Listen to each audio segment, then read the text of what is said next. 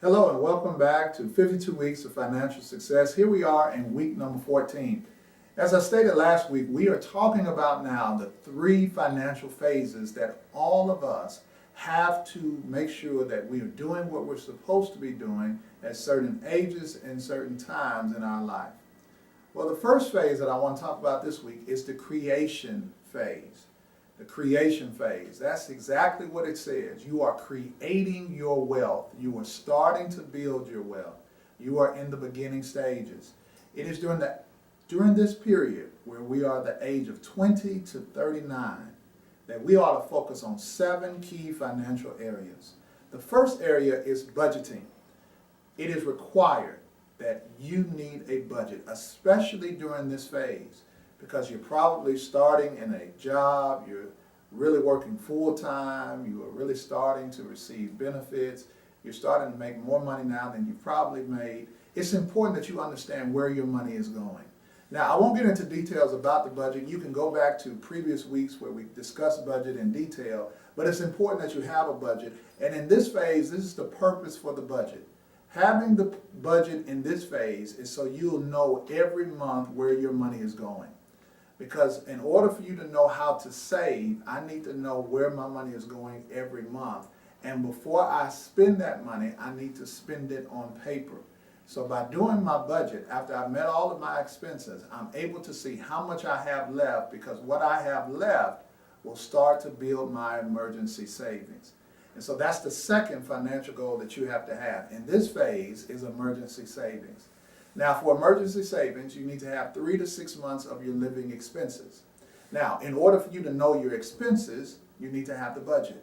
And so that's why we do it in this order. First, you have the budget. Second, we have emergency savings.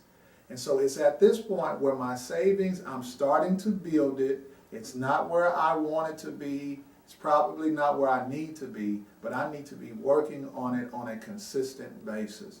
So again, if you want to know more about the emergency savings, you can go back to our previous videos, but it's important that you have this fund in place, fully funded within this period of the creation stage. The third thing that you need is life insurance. It is very important that if you are married, if you are a parent, if you are just starting out in your career and your work life, that you get life insurance now while you're younger. Because the younger you are, the cheaper it will cost for you to purchase life insurance. And so I recommend that you have 10 times your income. So let's say you're making $30,000 a year. 10 times that would be $300,000 of term. Now, that's the reason I say use term insurance, because for $300,000, if you were to get a whole life policy, it would be very expensive. So you want a term policy, and you want to begin by seeking insurance through your employer first. Finding out what is the maximum amount of insurance you can receive from your employer. And then if that does not cover your 10 times, then you can buy an additional policy above and beyond that. Now, for some, you like to have that 10 times outside of your employer. So it does not matter if you're working there or not, you still have that coverage. If you want to do that, that is fine. I just say, try to get the maximum you can, because it's probably cheaper from a group standpoint than having it on your own. But either way, you need to have 10 times of life insurance through term insurance during this phase. Now, the fourth thing that you need is disability insurance. Disability insurance. What we have found is that many people will have the life insurance, they'll have health insurance, but they won't have disability insurance.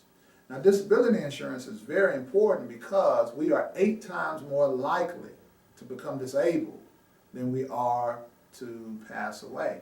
And so think about it. If you're just starting, you are working, you've got family, or maybe just starting out, first time out on your own, you have an apartment, or you are trying to get out on your own, and you see now it's kind of hard, it's kind of tough. You're now on your own, and so before you had other people who were helping you, but now everything falls on your shoulders. Now think about this.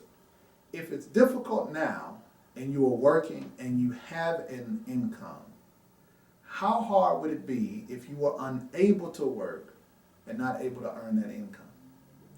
So basically what disability insurance does, it covers you in the event of disability and you're unable to work. it will pay you every month as if you were still working.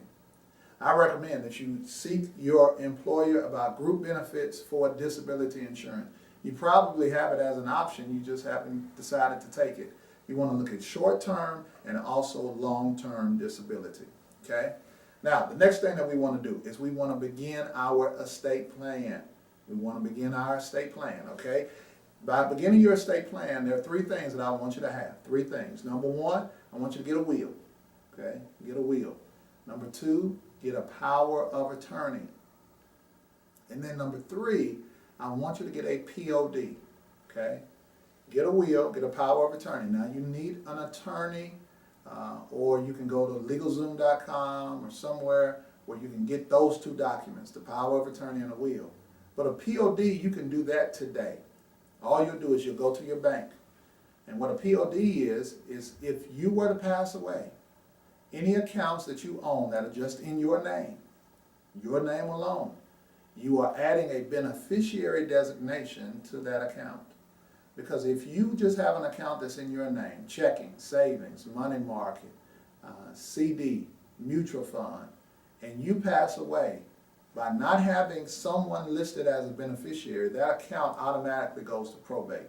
You don't want that money getting caught up in the court system. You want it to pass to someone you love, someone you trust, and you would prefer for them to have the money instead of a judge deciding who can receive the money.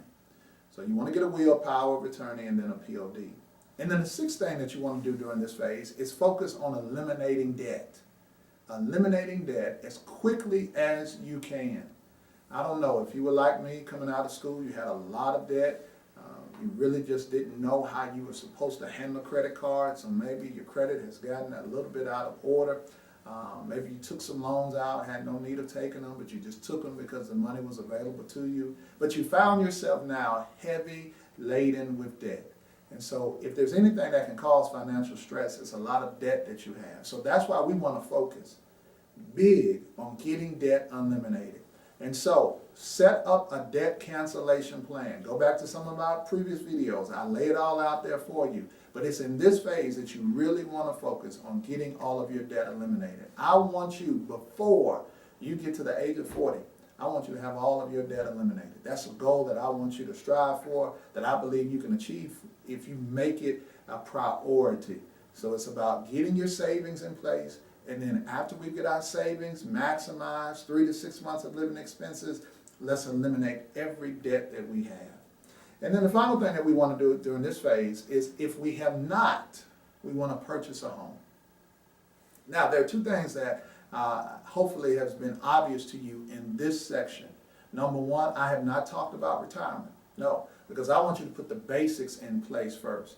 Get your budget in place, get your savings, get your life insurance, your disability insurance, begin your estate plan, eliminate your debt. And then once your debt has been eliminated, once you have